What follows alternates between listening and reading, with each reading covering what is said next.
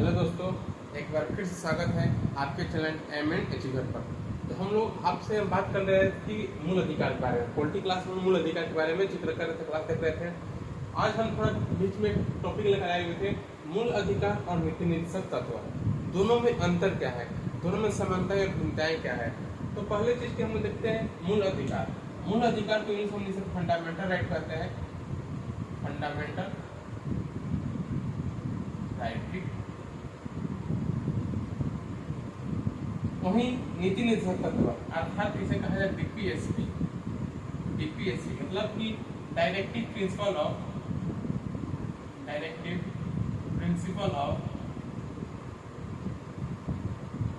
State policy. ठीक, state policy.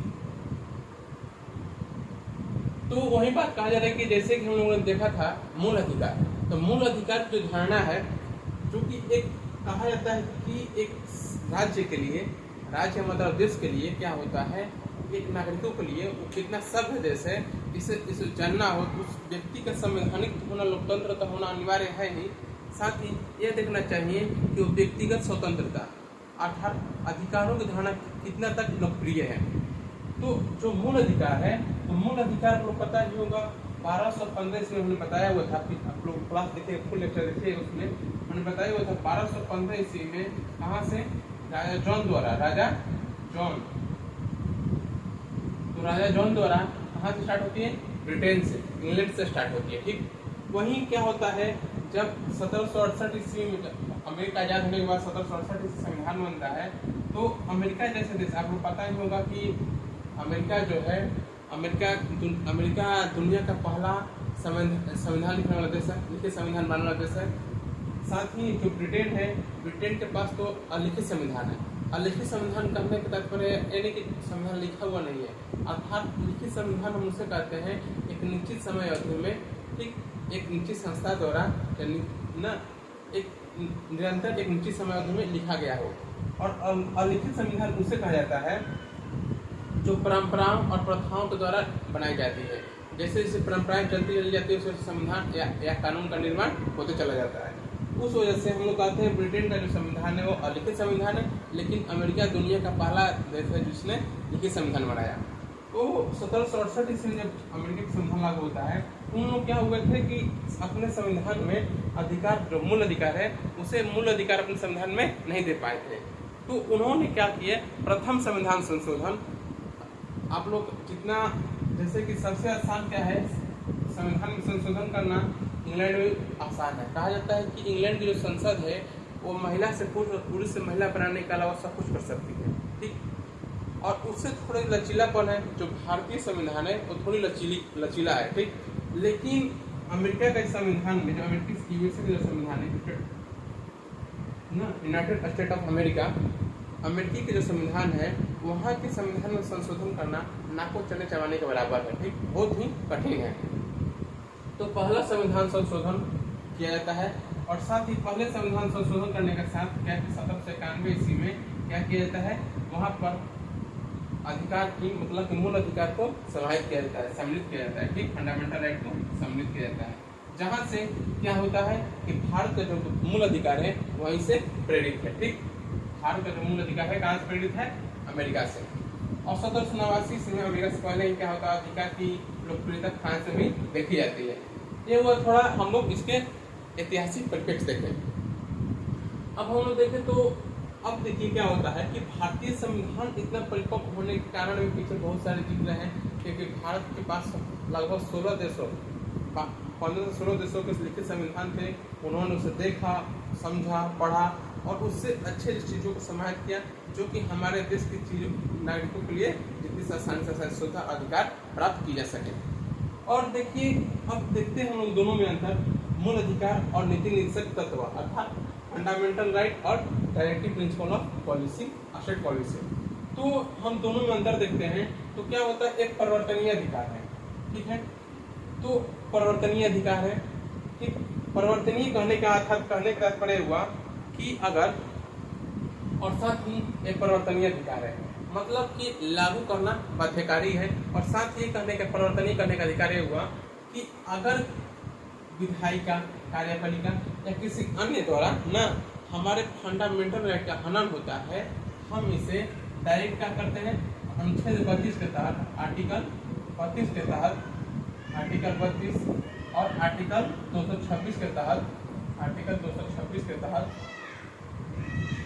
हम लोग अनुच्छेद 32 आर्टिकल 32 के तहत सुप्रीम कोर्ट और आर्टिकल 226 के तहत हाई कोर्ट से हम लोग जा सकते हैं। इस वजह से हम लोग कहते हैं जो मूल अधिकार है ये क्या है, परिवर्तनीय अधिकार है। लेकिन ये क्या है, नीति निर्देशक तत्व क्या है, वो गैर परिवर्तनीय अर्थात परिवर्तनीय अधिकार नहीं है, ठीक, परिवर्तनीय नहीं है। और सर दूसरा पॉइंट देखें, इनकी प्रकृति नकारात्मक है क्योंकि राज्य की शक्ति सीमित करती है। मतलब कि इनकी प्रकृति नकारात्मक इसलिए कही जाती है क्योंकि क्या होता है कि ये राज्य की शक्ति है वो क्या करती है, सीमित करती है, विधायिका और कार्यपालिका को अंकुश लगाती है, ठीक। इनकी जो वही नीति निर्देशक तत्व है, इनकी प्रकृति जो है सकारात्मक है क्योंकि राज्य को क्या होते हैं, कर्तव्य आरोपित करते हैं, ठीक है। कर्तव्य मतलब अपने अनुसार कार्य करने की उनकी कर्तव्यता पालन करना पड़ता है। और तीसरा पॉइंट देखें, अधिकांश फंडामेंटल राइट स्वतः लागू होते हैं, मतलब शॉर्ट ऑफ है, मतलब कि आप क्या हो सकते हैं, मूल अधिकार को ऐसे आप एक ऐसी परिस्थिति जब तक न हो जाए जिससे कि बहुत बड़ी खतरा न देश को उत्पन्न हो जाए, तब तक हम उसे क्या कर सकते हैं, उसको अंकुश नहीं लगा सकते। लेकिन जो मूल अधिकार है क्या होते हैं, स्वतः लागू हो सकते हैं। लेकिन वही डीपीएससी को लागू करने के लिए क्या होना चाहिए, कानून व्यवस्था होना चाहिए। जैसे कि कोई भी डीपीएससी लागू करना हो उनके लिए कानून की आवश्यकता पड़ती है। और वही हम लोग देखें, हम लोग क्या कर सकते हैं कि जो फंडामेंटल राइट है, फंडामेंटल राइट पर हम लोग एक प्रतिबंध मतलब रिस्ट्रिक्शन, निबंधन मतलब होता है रिस्ट्रिक्शन, ठीक है, रिस्ट्रिक्शन भी लगा सकते हैं, ठीक है, इन पर रिस्ट्रिक्शन लागू होते हैं। लेकिन वही डीपीएससी है वो क्या होता है, रिस्ट्रिक्शन से मुक्त होता है। लास्ट पॉइंट देखें, इसका अनुपालन व्यक्तिगत जागरूकता पर निर्भर करता है और वही डीपीएससी लागू करने की जिम्मेदारी राज्य की है। फंडामेंटल राइट में क्या होता है, अगर व्यक्ति क्या होता है कि फंडामेंटल राइट में भी है, अगर एक अच्छा सा एग्जाम्पल में आपको कोई व्यक्ति क्या हो रहा है कि अगर जैसे कि आपको कोई किसी व्यक्ति को पुलिस गिरफ्तार करने आई, ठीक, तो पुलिस गिरफ्तार करने आई तो उसे गिरफ्तार कर ली और लेकर चली गई। लेकिन वो व्यक्ति क्या था, उस वजह वो व्यक्ति जो था किसी भी कारण किसी भी अपराध में वो संलिग्ध नहीं था, लेकिन अनजाने उस व्यक्ति को गिरफ्तार कर लिया गया और साथ ही वो व्यक्ति अपनी बातों को नहीं रख सका। लेकिन अगर आप अपने अधिकारों के बारे में जानते हो और कोई व्यक्ति उससे कोई पुलिस गिरफ्तार करती है तो पुलिस द्वारा गिरफ्तार किया जाता है, उसके पास ये अधिकार है, वो अपने अधिकार में कारण जाने कि उसे गिरफ्तार क्यों किया जा रहा है। और दूसरा पॉइंट ये भी जाने कि उसे गिरफ्तार करने का कारण क्या है और साथ ही उसे एक वकील से जो उसके परामर्श वकील से बात कराने की अनुमति दी जाए। तो ये सब चीजें क्या है, इसमें अधिकार की बातें मतलब कि व्यक्तिगत जागरूकता की बातें होती है। अब कितने वहाँ के जनता या वहाँ के लोग नागरिक क्या कितने जागरूक हैं, जितने भी लोग जागरूक होते चले जाते हैं उतनी अधिकार की धारणा परिपक्व होती चली जाती है। अधिकार की धारणा की परिपक्वता देखने को मिलती है। जैसे कि आप लोग जानते ही हैं, समानता का अधिकार दिया गया है, स्वतंत्रता का अधिकार दिया गया है। तो स्वतंत्रता का अधिकार के साथ साथ क्या किया जाए, जैसे कि हमने एक और चीज बताया कि यहाँ पर क्या रिस्ट्रिक्शन है, ठीक, जैसे कि स्वतंत्रता का अधिकार दिया गया, ठीक, आपको पता ही होगा, राइट ऑफ फ्रीडम, ठीक, स्वतंत्रता का अधिकार। तो अनुच्छेद 19 से 22 तक, ठीक, अनुच्छेद 19 से 22 तक। तो स्वतंत्रता का अधिकार ऐसा नहीं कि आप कहिएगा कि स्वतंत्र है, हम लोग कहीं भी जा सकते हैं। ऐसा नहीं कि आप कहिए कि हम लोग जा रहे हैं कहाँ, ट्राइबल्स एरिया में नहीं जा सकते। आपको मतलब कि वैसे एरिया पर रिस्ट्रिक्शन लगाए जाएंगे जहाँ पर सामने वाले व्यक्ति, जैसे कि आप कहें कि हम स्वतंत्र हैं, हम कहीं भी भ्रमण कर सकते हैं, अर्थात हम लोग जाएंगे हम लोग शेर के साथ सोएंगे, चाहे शेर के जंगल में जाकर उन्हें हम लोग क्या करेंगे, मतलब एक प्रकार की उस तबाही करेंगे, ठीक है। तो क्या होता है कि स्वतंत्रता आपको क्या करती है, रिस्ट्रिक्शन लगाती है। मतलब कि स्वतंत्र है, कहीं भी देश में आवागमन कर सकते हैं, कहीं भी जाकर सहकारी या कहीं जाकर व्यापार कर सकते हैं, कहीं भी जाकर अपना भरण पोषण चला सकते हैं। लेकिन आपके ऊपर भी रिस्ट्रिक्शन कुछ लागू होते हैं। आप कहीं मतलब शेड्यूल एरियाज में नहीं जा सकते, ट्राइबल्स एरिया में नहीं जा सकते, और साथ ही आप ऐसे नहीं कर सकते हम विदाउट टिकट क्या करें ट्रेन में सफर करेंगे, हमारा भ्रमण करने का अधिकार है, राइट टू फ्रीडम है। और साथ ही आपको right to freedom of speech दिया गया है। साथ ही आप ऐसी बातें नहीं बोलेंगे जिससे कि देश की एकता और अखंडता को प्रभावी रूप से प्रभावित करे, ठीक। तो इन सब चीज़ों पर रिस्ट्रिक्शन लगाया गया है। यही चीज़ क्या क्या है कि अनुपालन निर्बंधन किया गया, ठीक। ये है कि हमारा मूल अधिकार और नीति निषेध तत्व में अंतर और समानताएं और भिन्नताएं।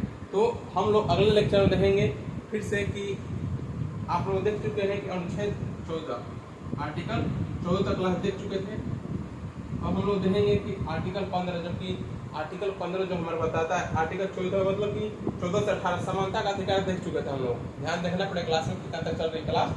तो अब उसके बाद देखा था हम लोग स्वतंत्रता का अधिकार 19 से 22 तक। इसमें क्या क्या स्वतंत्रता दी गई है, क्या क्या निर्बंधन, क्या क्या रिस्ट्रिक्शन है, इसके लिए हम लोग अगले क्लास में आपसे मिलते हैं। आज के लिए इतना ही, धन्यवाद।